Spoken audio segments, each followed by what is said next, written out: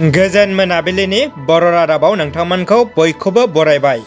आसा खालामो नोंथांमोना गासिबो गाहामै दङ। नोंथांमोननि थाखाय गोदान खौरां। अन्नानै भिडिअखौ जोबजासे नायलांनो गुरै खावलायबाय। बिदिब्ला फैदो लोगोफोर दिनैनि गाहाय रादाबाव। गिबि खौराङाव दङ गोजोनथाव खौरां, सोलोंथायाव सासे बर' फिसानि दावगासारनाय।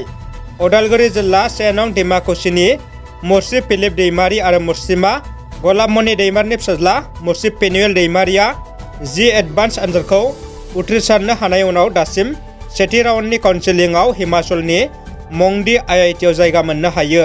बिथां फरायसानि जाफुंसार आगान सुरनायाव ओनसोलजों लोगोसे बर' हारिनि गेजेराव गोजोननाय आरो गोग्गानाय खौरां लाबोदों। एनडिएफबिनि गायसनगिरि लोगोसे बिटिआर गोजोन गोरोबथानि मैखोम सागानगिरि रन्जन दैमारि बिथांनि थाखाय गाहाम खौरांनि इसारा। फैगौ क्रिसमासनि समावनो जोबथेसालिनिफ्राय उदां जागोननि खौरां सौफैदों।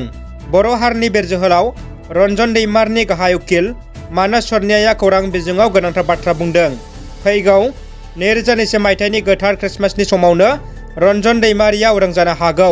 दासान्दि बिनि थाखाय मोजां खामानि सोलिगासिनो होनना उकिल बिथाङा खौरां बिजोङाव फोसावो। दुखुनि खौरां, बिजनी टाउन प्राइमारि स्वरूप सिटीटी प्रसाद संसदनि गाहाय प्रसादक सायमा चरण ब्रह्मआ दिनै फुङाव रुंसारि जाबाय। 1963 मायथाइयावनो 73 नं मालिपारा गुदि फरायसालियाव फोरोंगिरि हाबा मावनानै थांनाय 2001 मायथाइयाव गाहाय फोरोंगिरि हाबानिफ्राय आजिरा मोननाय गुदि फरायसालि एबा 73 नं मालिपारा गुदि फरायसालिनि सासे आदर्शवान फोरोंगिरि समाज सिबियारि मालिपारा गामिनि थागिरि सायमा चरण ब्रह्मआ दिनै फुङावनो रुंसारि जाबाय।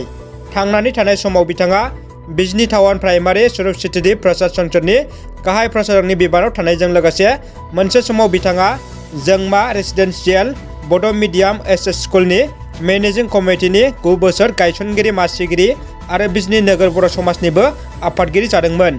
सैथो सनातन एबा ब्रह्म धर्मनि सासे फल'वार हिसाबै सैथोनि लामायाव थानाय बिथाङा बेसेबांबा गोलाव समनिफ्रायनो नित्यहुमि, जेबो फेग्रा एबा निसा बेसाद जाया लोङा आरो सासे जेब्लायबो साब सिखोन थाग्रा निरामिस आदार जाग्रा सुबुंमोन।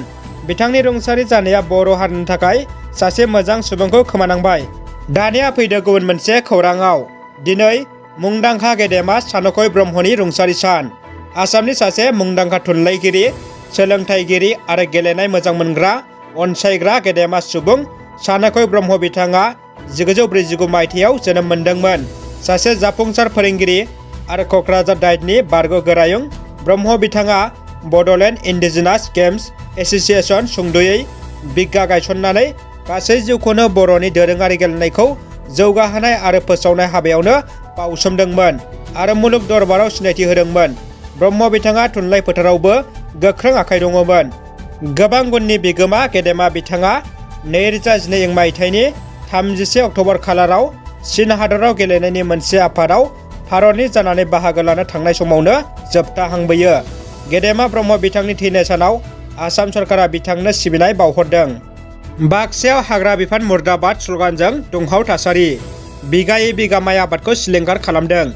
बाक्सा जिल्ला भारत भुटान सिमना ओनसोलाव हाग्रानि मैदेरनि उदखार आबादारिफोरनि बिगायै बिगा माइ आबादखौ सिलिंखार खालामलांदों।